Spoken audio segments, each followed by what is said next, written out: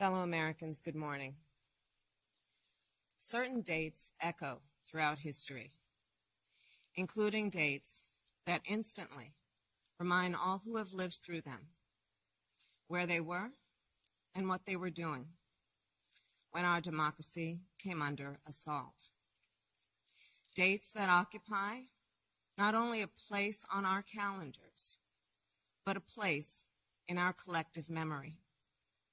December 7th, 1941, September 11th, 2001, and January 6th, 2021. On that day, I was not only Vice President-elect, I was also a United States Senator. And I was here at the Capitol that morning at a classified hearing with fellow members of the Senate Intelligence Committee. Hours later, the gates of the Capitol were breached.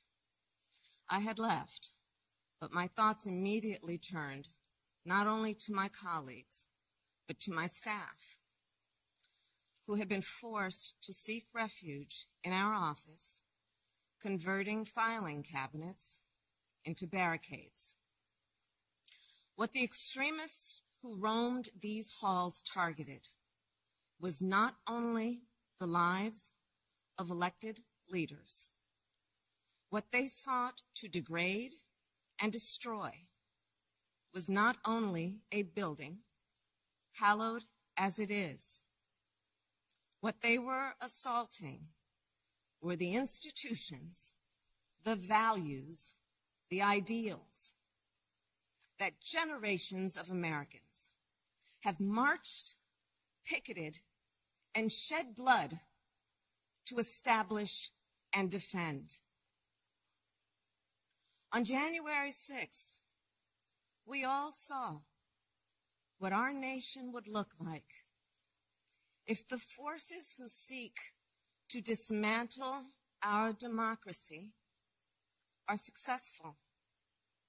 The lawlessness, the violence, the chaos. What was at stake then and now is the right to have our future decided the way the Constitution prescribes it, by we, the people, all the people.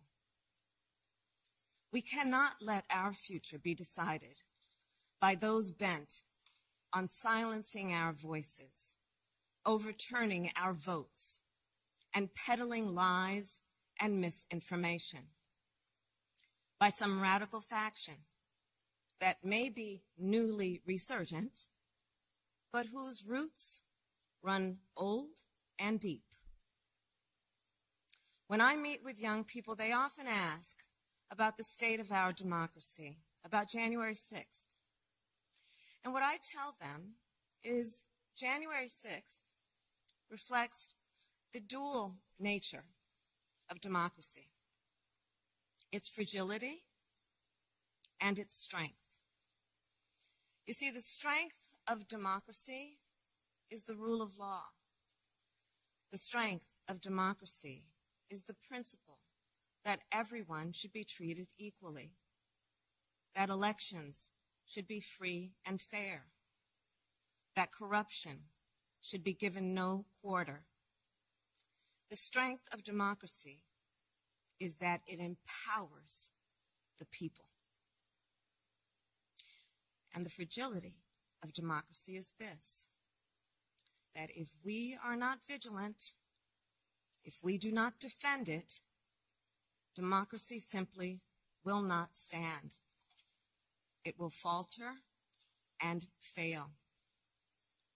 The violent assault that took place here, the very fact of how close we came to an election overturned, that reflects the fragility of democracy.